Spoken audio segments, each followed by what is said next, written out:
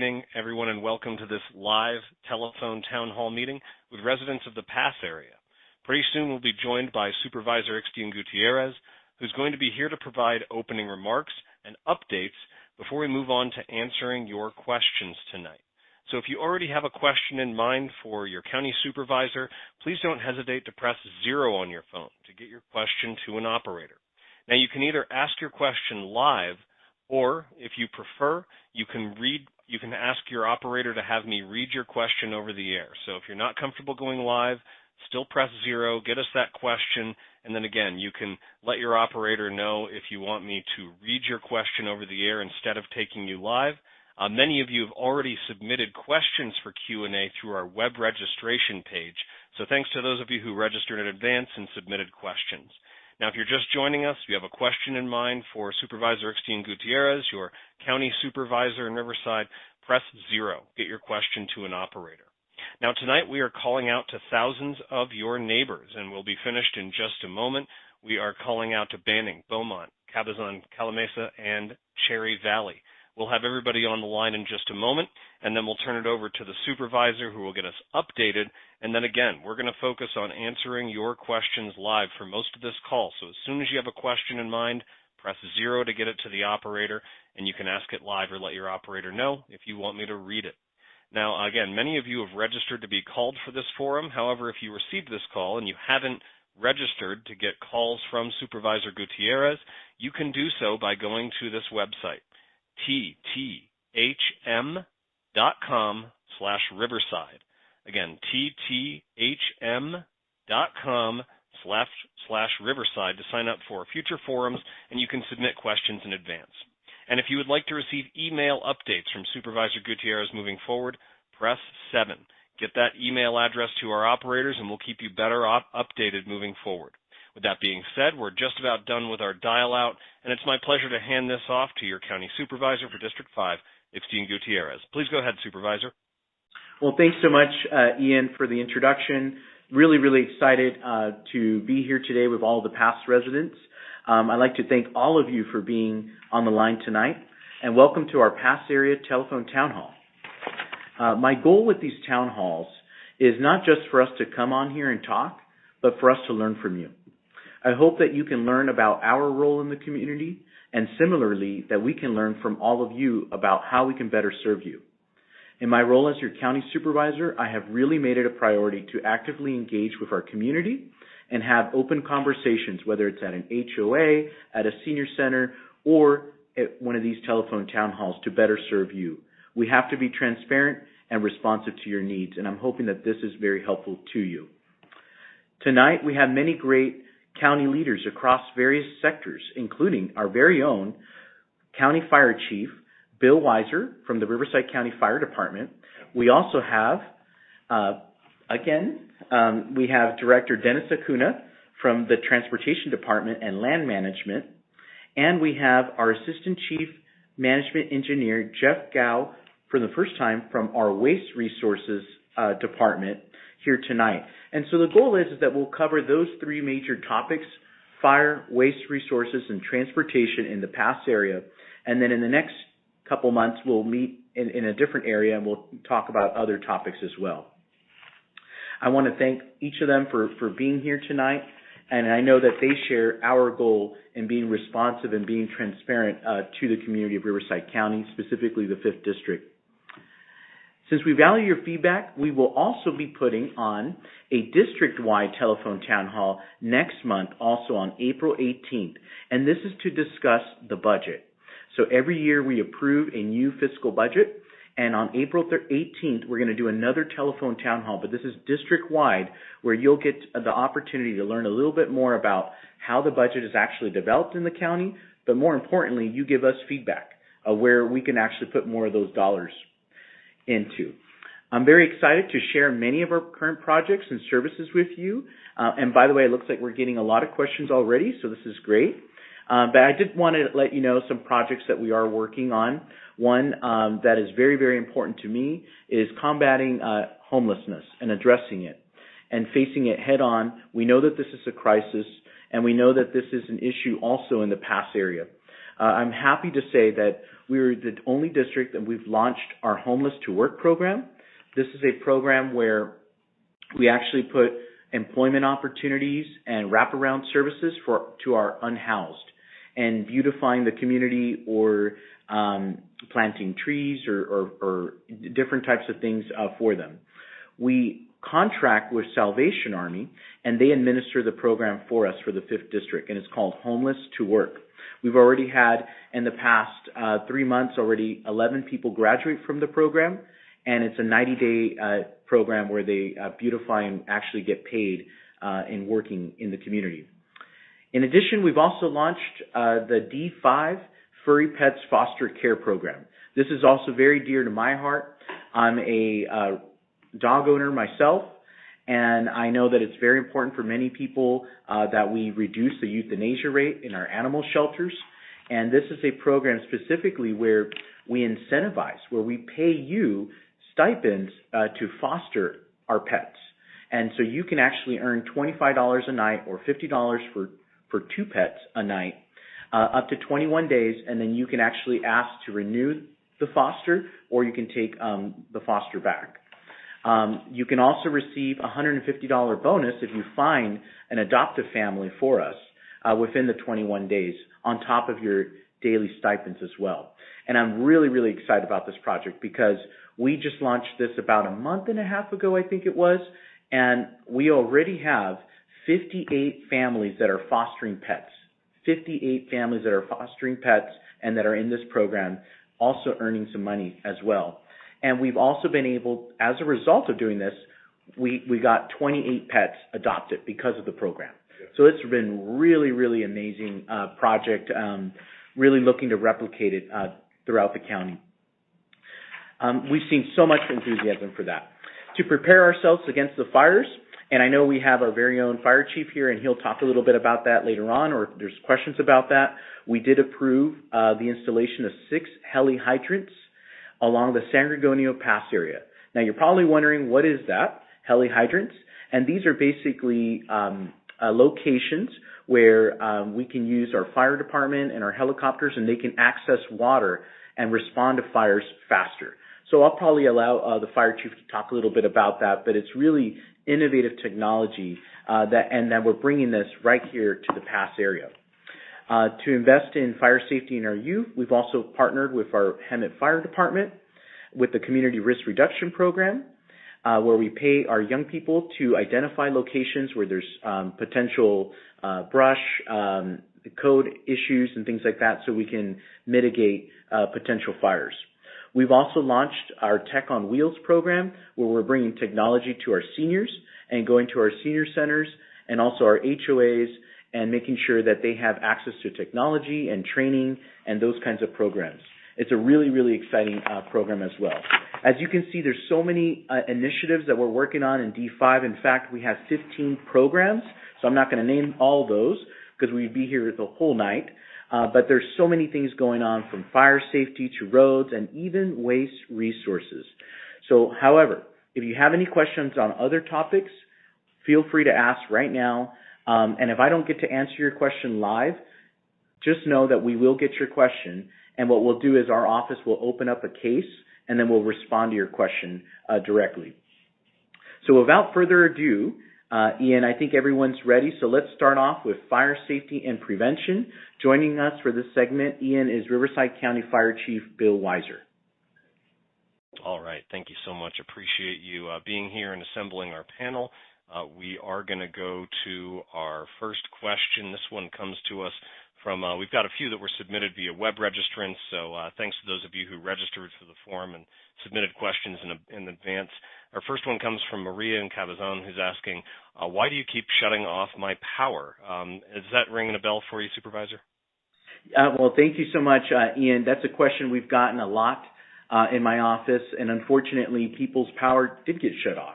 And it was through SCE because of the recent fires and the wind that was happening. And it's been very, very detrimental to many families. My power was shut off, but it was only for about a day. There were actually residents that did have their power shut off for even 8 days. So it's been really, really bad.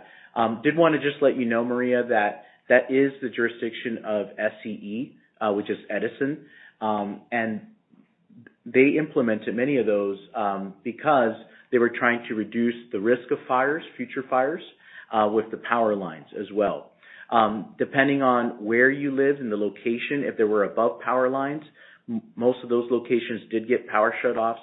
One of the things that we did as a county is we responded. So our fire department was there, our EMD department was there, whether we needed to bring ice to the location or even food or even to community centers, we did respond to those. And I am working with my staff to purchase generators using some of our funds from the 5th District to provide backup generators to community centers. Because I think that's important too, especially if it's cold, we need to warm those locations. We were looking at providing some of those backup generators to individual houses, but there is a lot of liability with that, and then, we would have to hook it up in the individual homes. So what we're doing right now is looking at individual community centers for that. But I would advise you, Maria, to also let your concerns know to your assembly member and your state senator, because the SCE Edison falls under the CPUC, and that's the organization that regulates Edison. And so I would make sure that you contact them and just let them know your concerns. But just so you know, I've already been reaching out to our assembly member and state senator about the issues that we faced, and we're continuing. We actually have a task force to address that issue. And like I mentioned, we're going to be investing heavily in backup generators for that. Perfect. Thank you, Supervisor. It's Bill. I wanted to add on. Oh, yes, absolutely, Bill. When we were having the power safety shutoffs, you and your staff were also instrumental in ensuring that people were getting ice out to some of the community centers so people could keep their medicines cool. I remember that came up. I remember that you took a leadership role in that, and you were talking to Bruce and got all that stuff going. So I think that was another piece that you played in there to making sure that people that have medicines that are in the refrigerator, that you were making sure there was their ability to have a way to get ice to keep their medicines cool. No, that's right. In fact, we were getting a lot of calls from residents that, unfortunately, their medicine was going bad. Yeah. So no, absolutely, we did play a role in that. Yeah, you did. Thank you for reminding me. Yeah. Thank you. Mm-hmm. Appreciate you. Thanks so much. Thanks to Maria for our first question. We've got Victor and Banning up next, then Delia and Dwayne and plenty others waiting. Just a reminder, if you have a question you'd like to submit, press 0, get it to an operator. If you want to get email updates from Supervisor Gutierrez, press 7. Victor in Banning's got our next one. Supervisor Gutierrez, he's asking, are there any new fire prevention technologies or strategies being implemented? Do you want to take that on or pass it along to Chief Weiser? No, thank you, Ian. Well, one thing I can say, like I mentioned, we do have our heli hydrant pads that we're installing in the pass area, but I do know of other technology as well. So I'm going to defer to our fire chief here on this one. Well, thanks, Supervisor. One of the things that I thought about when Victor sent us this question was that we are using some technologies when it comes to AI, artificial intelligence. So we're using it in our fixed camera locations that are throughout the county. So the county has a tremendous amount of cameras that are constantly looking into the county areas and also within our cities. And these cameras know what the background is supposed to look like. And if they identify an anomaly, they look at another camera to look at the same area. They move a camera, it does it automatically, and they see if that anomaly is actually there. And if it is, then they let our command center know, and our command center then takes a quick look, and if it looks like it might be smoke, we send units. And I'll tell you, in this county, last year alone, we sent 3 responses to fires using this technology before any 911s were called. Wow. One of them, we had air tankers dropping on the fire before anyone used a cell phone to call us. Amazing. It's good technology. And I think another one that's coming up that's important that we're involved in is we're going to look at a company that's called RAIN. We're going to see a demonstration by them. We're talking about using remote and autonomous vehicles to actually fly out to fires in hard areas to be able to do water drops, reconnaissance. It's new technology, and while we're not implementing that now at this current time, without a doubt, our fire department's looking at it. Wow, no, thank you for sharing that, Bill. And the AI cameras, that was already in this past year. You've already been implementing that. It's done. That's awesome. We That's use it awesome. now. That's and it's awesome. used in the pass area, really throughout Riverside County. That's great. That's great. Thank you, sir. Yep. All righty. Next up here, we've got one more from a web registrant. Then we're going to go to Dwayne live on the phone with us. This one comes from Delia, who asked, how is our district and or county being affected by DOGE, and what is the strategy or resolution for that impact on our community? And that's from Delia, Supervisor. No, thank you. Thank you, Delia, for that question. We've been actually getting a lot of questions regarding DOGE. And one of the things I can say is that we're monitoring, how it would impact California, or if it would impact. We do know that in California we have probably the most federal workers in California, so there would be some impact there.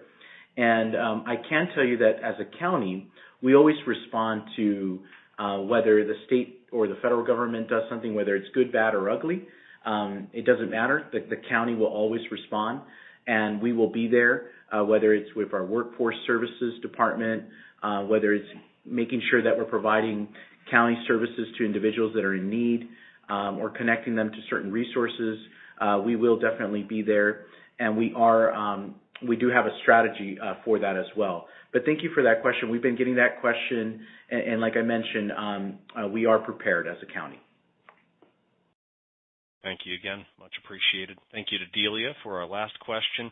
We're going to go live to Dwayne.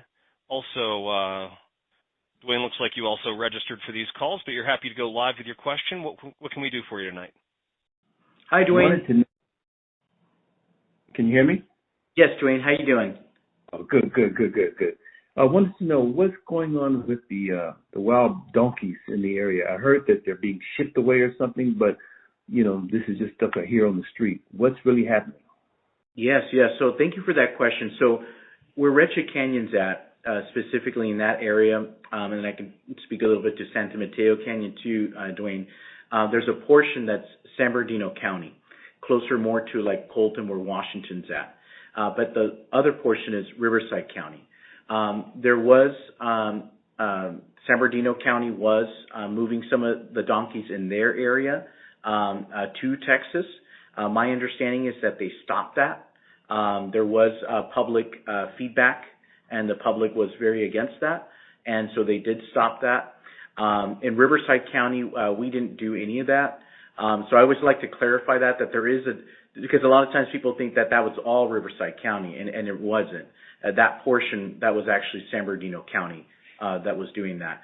But our wild burros, they're really a fabric of our community, specifically for the people that live in Red Chute Canyon and Moreno Valley and north of the freeway, and we want to make sure that we keep them safe. We're working with Donkeyland and making sure that they have resources as well to support them and all those things as well. Thank you for that question.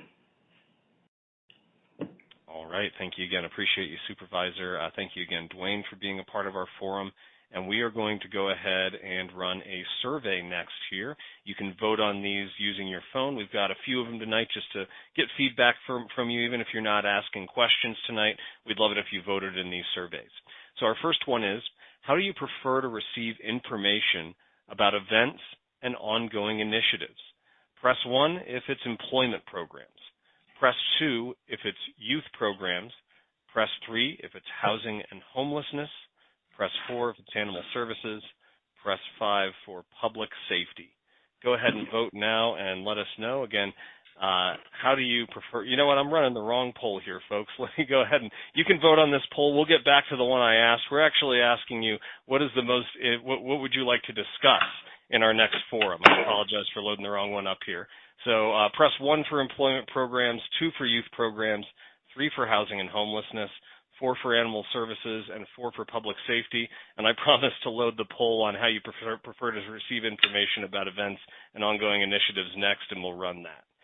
Let's go ahead and get to our next question, though, and we'll get back to our polling questions in just a moment. Next one's coming to us from Juan in Banning, who's asking, what is the Beaumont and Banning Highland Springs project going to be done for the 10 freeway? That's from Juan in Banning. All right, thank you, Ian, and thank you, Juan, for that question. You know, that's a really big those are two major projects, in fact. The pass area, as you know, has grown through population and has outpaced the infrastructure that's there. And one of the things that we're working is on building more infrastructure there. So RCTC is known as Riverside County Transportation Commission. They're their own agency. And so what they do is they are the actual lead in developing these projects. As a county, we partner with them, but they're the actual lead, RCTC. And so I do have Dennis Acuna, who's our transportation director, and he can kind of chime in a little bit more about when these two projects may possibly will be done. It is important to know that a lot of these projects do take years. You know, when I first got in this role as a county supervisor, and even before that as a mayor and council member, I was really surprised how long things take. But unfortunately, because, you know, we have to do an RFP, request for proposal, all these studies and everything like that, it can actually take years. But I want you to know that RCTC and the county have already approved these projects. So they're going to happen. They're approved projects. It just takes a while. So I'm going to turn it over to Dennis to answer that specific question of when. Well, thank you very much. Yes, so RCTC in this area, everything's regional improvements because of the I-10 freeway. So for this project, or for this specific question, the Highland Springs project, Great Separation, or the interchange project, is expected to be in construction in 2030. That project is currently in the environmental and final design stages currently, which is concluding in mid to late 2026, followed by construction in 2030. That project straddles the cities of Beaumont and Banning. However, RCTC, along with Caltrans, is the lead for that project. Supervisor. Mm-hmm. Great. No, thank you. And then the Beaumont Avenue one, that one's like about 2032? Well, that's I believe the Banning Beaumont, that's the same project. They're just straddled. That's one project at Highland Springs and the 10 freeway. Okay, great. Yes. There is, and just so you know, and I just wanted to mention, so the Highland Springs project is going to be really good. It's to relieve the traffic flow there for sure. The Beaumont Avenue, there is a potential for an interchange there as well. However, that's not fully funded, but it is an approved project as well. So it's going to take a while for that one. Okay. Perfect. Thank you again. Appreciate you. Let's go to our next one coming from Steve in Cherry Valley. Steve is asking, are you aware of any plans to build a bypass connecting the 60 freeway and connecting up to Cabazon at the 10 freeway to alleviate the traffic on Beaumont Avenue? That's from Steve in Cherry Valley. All right. Well, thanks, Steve, for calling in. I appreciate your question. We do have an approved project for that, and I'll ask my transportation director to elaborate on it. Okay. Thank you very much. So, yes, so that project, the Beaumont Avenue 60 or 10 freeway, is an important project that is approved. However, it's not fully funded. There are other adjacent projects that can help contribute to alleviate that congestion. The one we just talked about, the Highland Springs interchange project, is moving forward, is funded, that can alleviate that. As well as RCTC is the lead on the 60 Potrero Boulevard interchange, which will add off-ramps, on and off-ramps to the newer bridge that was recently built. So all these projects, in combination with the Beaumont Avenue 79 project, will help alleviate traffic in the area. Unfortunately, that project is a rather large project, is not fully funded at this time, but the other adjacent projects will help alleviate that in the meantime as they move forward. Mm-hmm. And one thing I was going to mention is, in regards to the Cabazon connector project, it took a while also too, because it's still taking a while. Mm-hmm. We have to work with Morongo, our tribal partners, and we have to get their buy-in and their agreement. The good news is that they did approve, and they're willing to work on this, and so we're really looking forward to that. We have allocated funding for the Cabazon connector, and I believe we have most of the funds for Cabazon connector, or almost the design at least. Yeah, exactly. So as we move to the east, away from the cities of Beaumont and Banning, the county is taking the lead on the Cabazon connector. It used to be named the I-10 bypass. It got rebranded last year. We are months away from starting design on this project. Design and right-of-way acquisitions is fully funded. We received money from RCTC, from the state, and this will provide a connection that parallels the 10 freeway, south of the 10, between Hathaway Street in the city of Banning, all the way to Bonita Avenue in the area of Cabazon. At this location, there's no alternate route for the 10 freeway. So if there's a collision on the 10 freeway, the freeway gets shut down for any reason, you're stuck. So this will provide a alternate route when those things happen, and hopefully alleviate some of the congestion in the area. Thank you. Thank you so much, Dennis. But I just wanted to remind the public that we hear you. I hear you.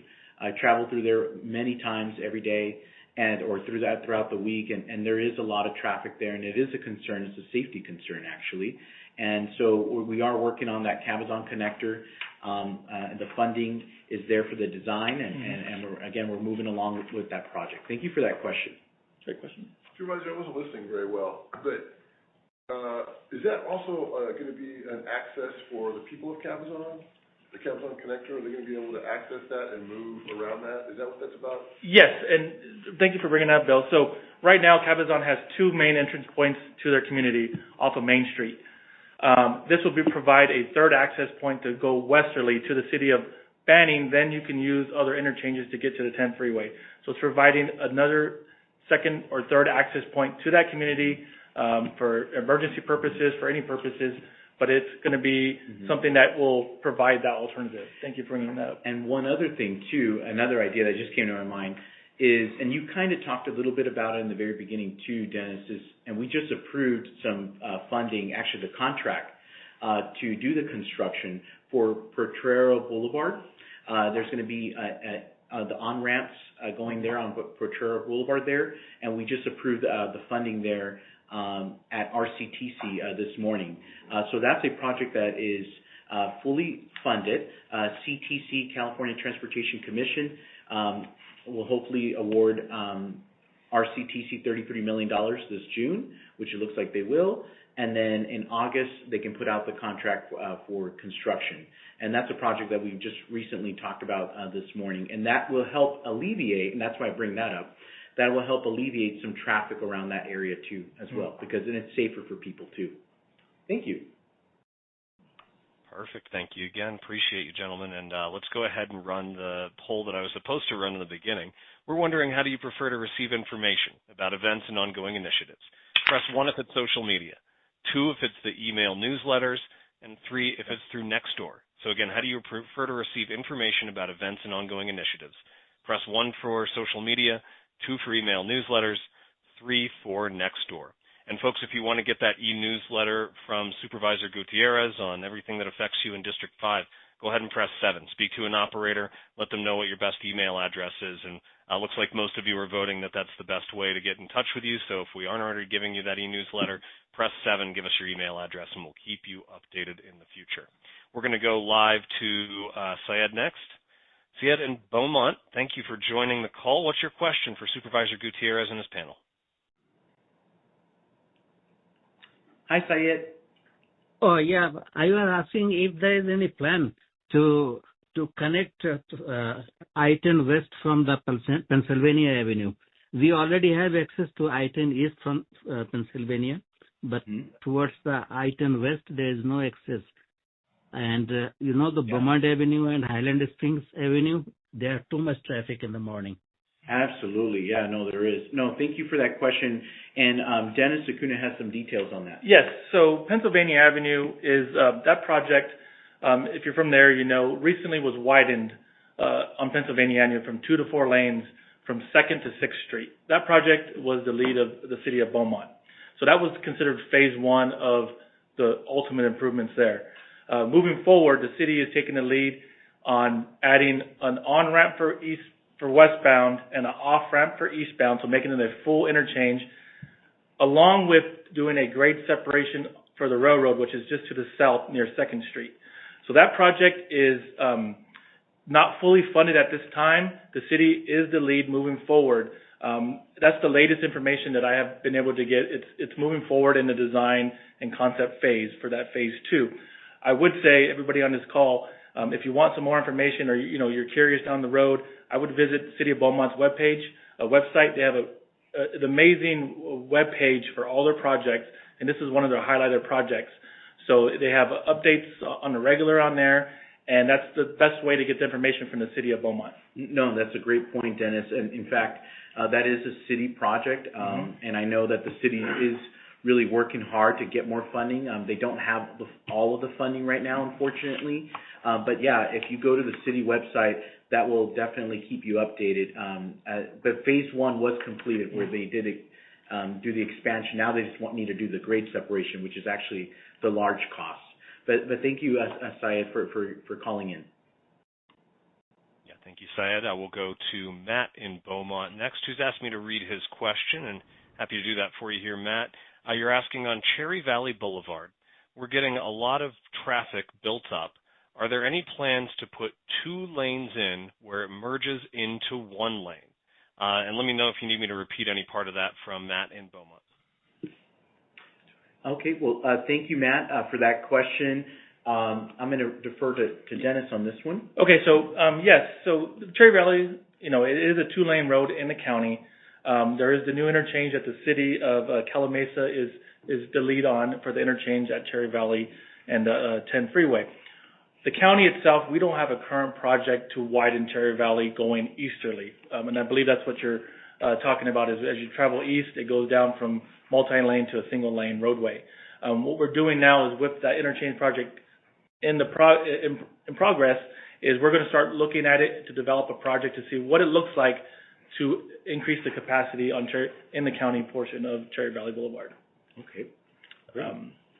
So there will be, we're going to analyze that area then, Dennis? Yes, we're analyzing it, looking at the right-of-way, the costs, environmental constraints to see what makes sense, when that additional lane is needed, and we will initiate a project and move forward. At this time, we don't have a project initiated. We're just waiting for the interchange to see how that affects traffic going easterly on Cherry Valley Boulevard. Great. No, thank you, Dennis, for that question. And we'll stay updated on this as well, Matt. And but make sure to follow our office or contact our office for any questions on this, and we'll be more than happy to provide you an update on that analysis. Thank you. All right. Thank you again. Let's go to our next question. This one coming from Cabazon. It's from Jose, who's asking, what is the county doing about illegal dumping? Who can take that one on for Jose and Cabazon? Well, thank you, Jose. We do have Jeff Gao, who's our part of Waste Resources. And so, Jeff, if you want to respond to this one? Yeah, thank you. We have a lot of different things that we're doing against illegal dumping. Yeah, thank you, Supervisor. Obviously trying to be proactive to try to prevent illegal dumping as much as possible. We own and operate solid waste disposal facilities for the county, so our landfills, we try to make as accessible as possible to residents to regularly dump there to make it easier. We definitely prioritize safety and convenience of accessing our facilities. So that's first most. There's obviously the enforcement side of it. It is punishable up to $1,000 fine and possible arrest if someone does illegally dump. And then the reactive side of it is we do have a program within Waste Resources that we have crews that do illegal dumping cleanups for our county-maintained roadways. That phone number, if you do spot any illegal dumping areas in county roadways, is 1-800-870-6600. You can also report it through our Riverside County mobile app, Rivco mobile app, if you prefer to use the application as well. Okay, great. No, thank you. Thank you so much. Okay, Ian? All righty, let's get our next one up here from Cheryl in Banning, who's asking, what is happening with the grant for inmates in Banning? Who can take that one on for Cheryl? All right. Thank you, Cheryl, for that question. In regards, I think you're referring to, I believe it was the Prop 47 that the city of Banning was awarded. And in order to be awarded, they have to also accept those dollars. And what that was about, and I think this is what you're referring to, is unfortunately when individuals get released, from the jail, they may not know exactly where to go or the different kinds of resources and things like that. And so what this grant would do is hire more navigators to provide them resources and where to go, and also a house, or also to kind of stay, a transitional step-down facility and things like that. The City Council rescinded the grant. That means they didn't accept the funding. But like I mentioned earlier, that's not going to stop this county from tackling, whether it's homelessness or supporting our individuals that are released, and making sure that they do have the right resources, so that way they're successful in life and they're not a burden, right, to the community. So we will always respond, and we will make sure that we have navigators in our jails, which we do have funded already, and we will make sure that we have our continuum of care team, our homelessness team, and behavioral health more out there in the Banning area to address that concern. Thank you again. Appreciate you, Supervisor. Thank you to Cheryl. We'll be going to our next one. This comes from Carlotta in Beaumont, who's asking, are we accepting hazardous debris from LA fires? That's from Carlotta in Beaumont. Okay, well, thank you so much for that question. And I believe it was Carla, was it, Ian, you said? Carlotta. Carlana, okay. Well, thank you for that question, and I'm going to defer to Jeff on that. We did get a lot of questions on that as well, but Jeff, if you can explain that a little bit. And I think this has to do with the LA fires, and that is a big concern for people. Yeah, correct. Yeah, thank you for the question, Carlotta. It's definitely been a concern for Riverside County residents.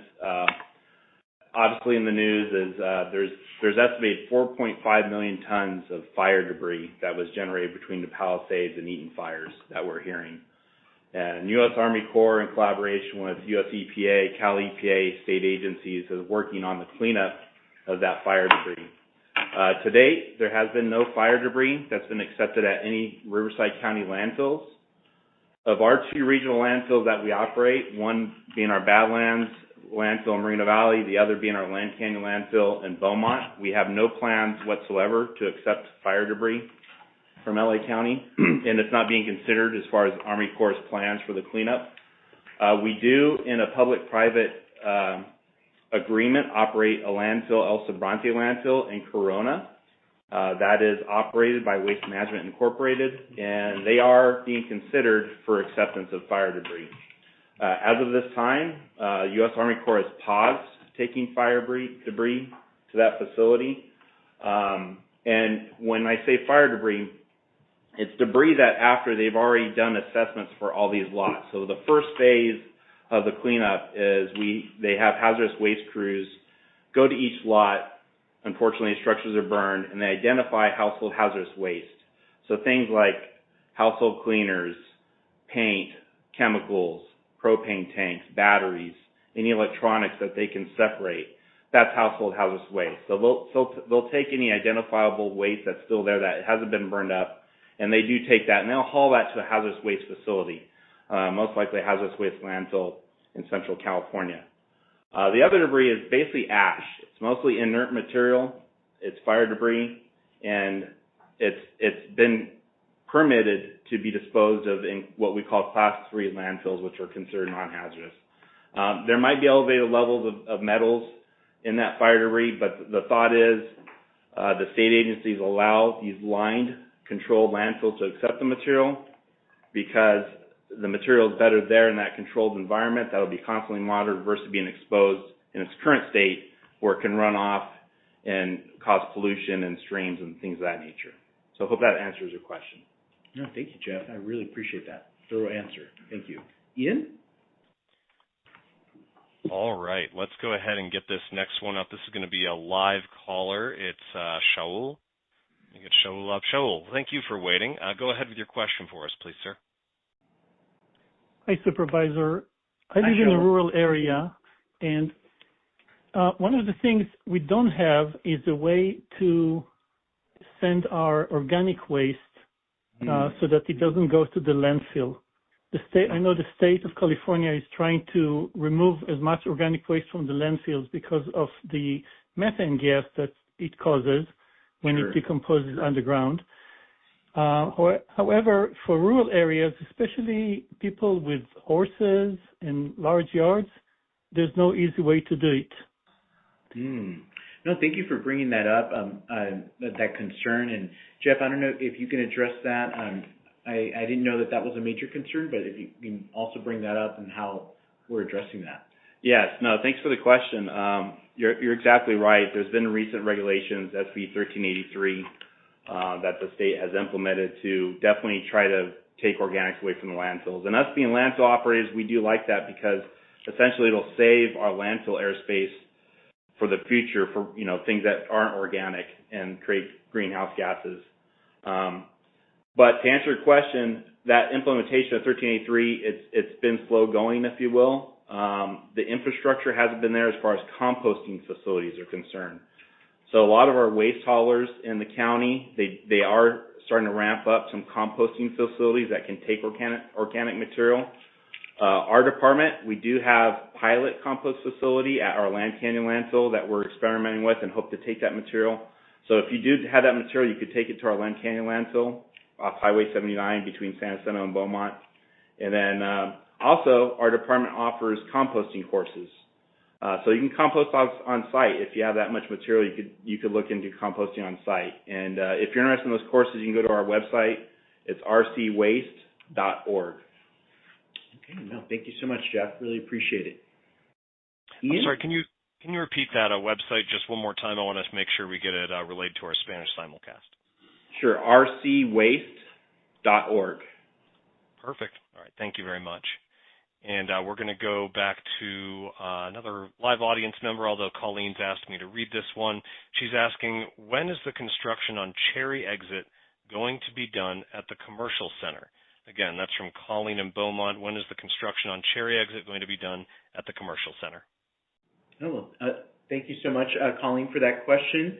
I'm going to ask Dennis, who's our transportation director, to address that one. Yes, and I believe maybe the question is for Cherry Valley Interchange, as I'm reading this.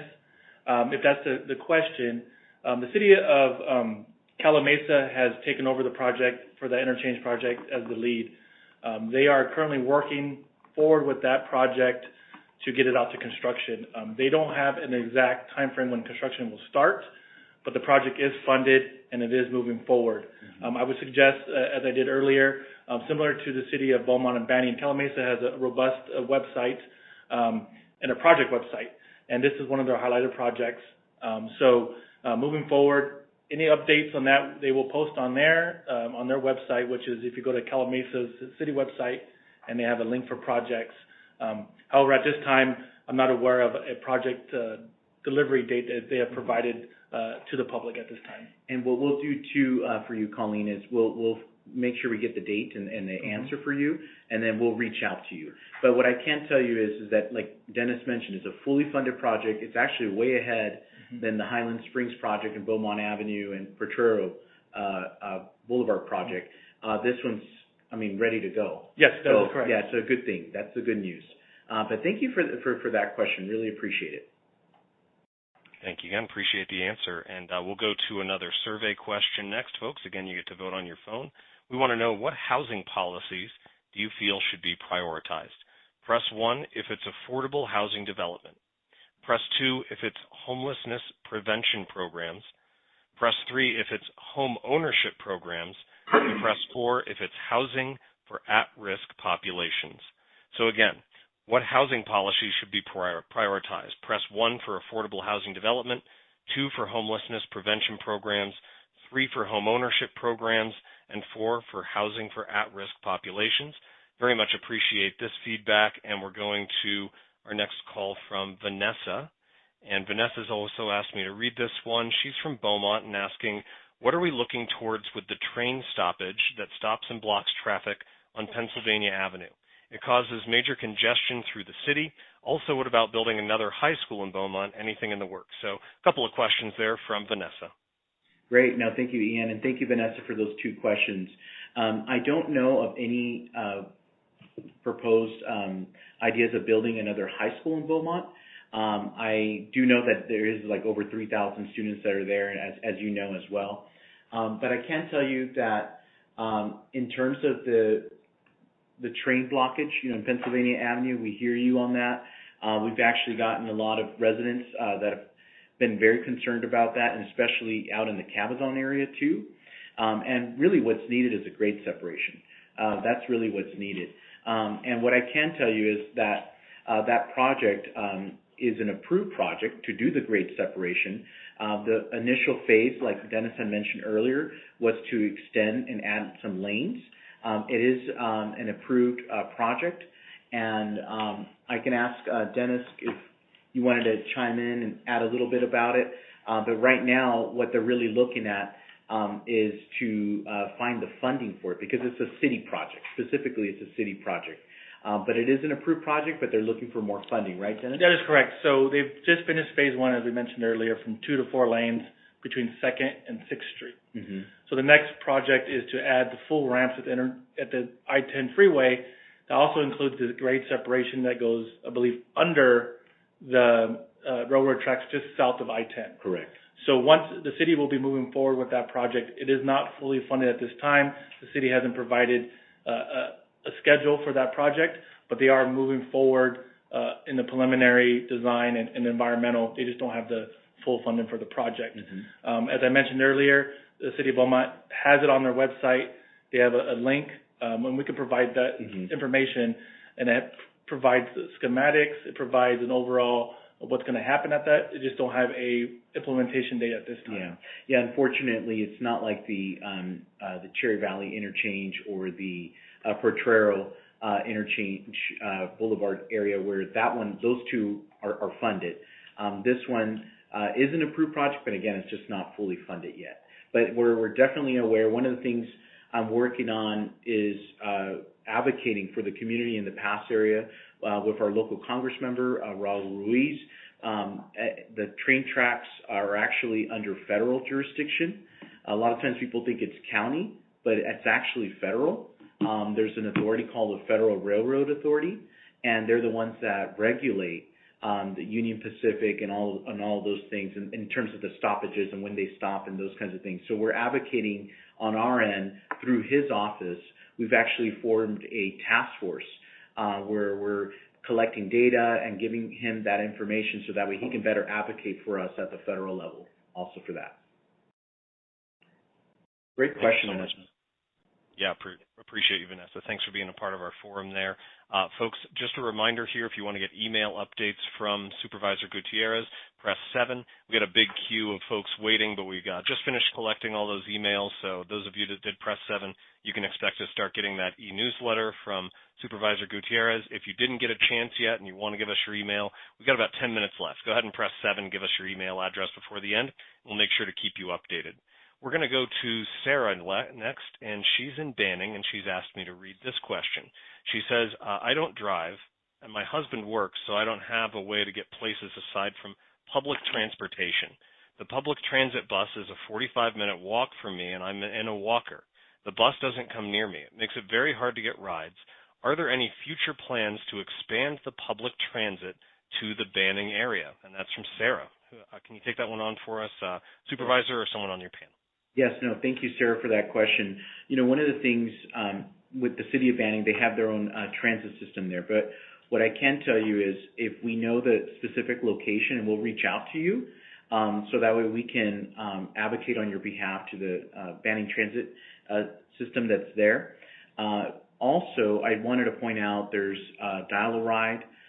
There's, if you are a member of IHP, they have other programs for transportation as well. So we'll make sure that we connect. We'll get you those resources as well. So when we call you, we'll have that information for you.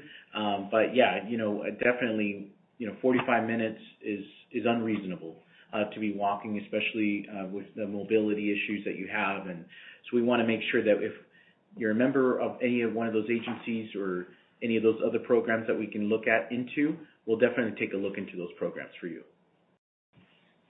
All right. Thank you, Supervisor. And Sarah, we've got your contact information, so the Supervisor's office will be able to reach out to you in the next couple days here. And thank you, Supervisor, for the answer. We're going to go to a live question next, then we'll have another survey question after that. We've got Mario in Banning up next. Mario, looks like you're okay going live. What's your question for Supervisor Gutierrez? Hi, Mario. Hello. Hi, Mario. Yeah, could you hear me? Yes, we can hear you. How you doing, sir? Oh, okay. I was doing something here in the room. Yeah, no, I was just wondering, since I've been living in Banning for the past more than 6 years, I noticed that when I traveled to San Jacinto Hemet area and on the way back, either in the morning or evening, there's always hard traffic coming in and out of that 79 and very heavy traffic entering the 10 freeway going westbound or eastbound. Eastbound's kind of more easy, but westbound it's a little bit more hectic. I was wondering if there's any more plans or if there was a plan in the future to add like a twin 79 highway, a twin or a sister Highway 79 in the future to kind of get people in and out of San Jacinto Hemet area more easier. Thank you, Mario, for that question. And I think what you're also referring to is when you're getting in and out, right, into Beaumont from the 79. One thing that I can tell you is that it is an approved project also. It's called the Beaumont Avenue Interchange Project that is approved by RCTC in the county. It's not fully funded, though. So right now they're looking at conducting some initial studies to develop the scope of work. And then once they do that, then we have to get enough funding for the study and then the design, and then we can move into the construction. It's actually, unfortunately, it's not good news here, but it's about almost a 10-year project that unfortunately will take a long time to do. However, I believe that with the Potrero Boulevard Project, Interchange Project, and the other projects like the Highland Springs Project, that will relieve a lot of congestion from the other areas. And the hope is that those projects will happen faster, so then by the time that we get the Beaumont Avenue interchange fixed, it won't be as bad. But we're definitely continuing to monitor. And what we'll do, too, for you, Mario, is we'll reach out to you as well. We'll call you personally and give you some more details about the dates. But right now, unfortunately, it's a long project because it just recently got approved. But the other projects, we hope, will relieve the congestion around the area. The good thing is it's also an approved project. So we are looking forward to it. Dennis, is Gilman Springs still shut down? Is that causing also a bit of traffic congestion upon that? Is that project almost done? So Gilman Springs is actually back open. So if you are trying to go westerly from the San Jacinto area, you can definitely use Gilman Springs to go westbound to hit the 60 freeway in Moreno Valley instead of going up to 79 to the 10 and 60 freeway. The project that was opened about a month ago at the 79. And talking about that, Dennis, can you talk a little bit also about the improvements that we've actually done on Gilman Springs and why? Yes, of course. So several years ago, the county received a grant to improve the safety of Gilman Springs Road. So we took that money, we got about $10 million, and we wanted to improve the shoulders, provide some separation between, directional traffic because we have a lot of crossover collisions, people illegally passing, and so forth. As we continued to design the project, we wanted to add more safety features. So we decided to put in the median that we had on Ramon Expressway. So when we reached back out to Caltrans to ask for additional money, fortunately we were rewarded another $10 million to help us improve it another tenfold. So we took that money and we improved Gilman Springs between Alessandro Boulevard almost to 79, just past Bridge Street. It's fully open. We got new pavements, we got wider shoulders, and we have this 2-foot median that provides a physical barrier between the east and westbound traffic, similar to Ramon Expressway. And if I could just also add, when we added that median in Ramon Expressway, it reduced the head-on collisions. In fact, I think there was only one head-on collision that happened last year. I'm not sorry to put you on the spot, Dennis, but do you know of any accidents that have happened, head-on collisions in Gilman Springs as of this last month? So from what I have now heard, that we put the median? So unfortunately, the day we opened it, someone crossed over. However, They bounced it, and it was a minor collision compared to a severe head-on collision. So it could have been even a worse collision. Yes. So I do want to remind everybody, when you're driving Gilman Springs, any roadways is, pay attention. Don't use your phones. The roadway should be the priority when you're traveling. If you do see people that are driving recklessly, passing on the shoulder, call 911, report them. That's the only way we can get them to drive it safely and the way it should be driven. Okay. No, thank you so much. Okay, Ian? Appreciate you. Let's get this one in here from Larissa in Beaumont, who's asking, I have hazardous items to throw out. Can the county help me with this? That's from Larissa in Beaumont. Yes, thank you so much, Larissa, for calling, and I believe we can. So I'm going to have Jeff actually give you some of the details right now. Yeah, thanks, Larissa. Definitely household hazardous waste items. We can help you with that at our Lamb Canyon landfill. Every third Saturday, we have a household hazardous waste collection event. It's free. It runs from 9 to 2 p.m. There are prohibited items that you cannot bring in certain quantities, so I do want to refer you to our website for those details. You can go to rcwaste.org/household-hazardous-waste. If you just get to rcwaste.org, you should be able to navigate and find it. In addition, we do have what we call a drop-in shop program. So if you do bring in things that are still in a container, like household chemicals, cleaners, pool supplies, we do have an area that you can drop that off. And actually, we inspect those materials, and we'll allow customers also to take those materials and bring home. So it's our way to be able to reuse items as well. We also have what we call temporary household hazardous waste events. They're remote. They're not at the landfill. Again, that schedule for where those locations and dates are on our website. Great. Thank you so much, Jeff. All right, folks, we are just about out of time. We got a few minutes left. I'm going to run one more survey here, then I'll turn it over to the supervisor to take us to the close. I just do want to reiterate what he said at the beginning. Any unanswered questions, if you submitted a question to an operator tonight, you will have a case open for you with Supervisor Gutierrez's office, and you will get a call. So if we didn't get a chance to get to your question tonight, you can expect them to reach out. Now, our last survey question for you is this. How familiar are you with the waste services offered by the County of Riverside, such as household hazardous waste collection? We just took a question on this. Press 1 if you're very familiar. Press 2 if you're somewhat familiar.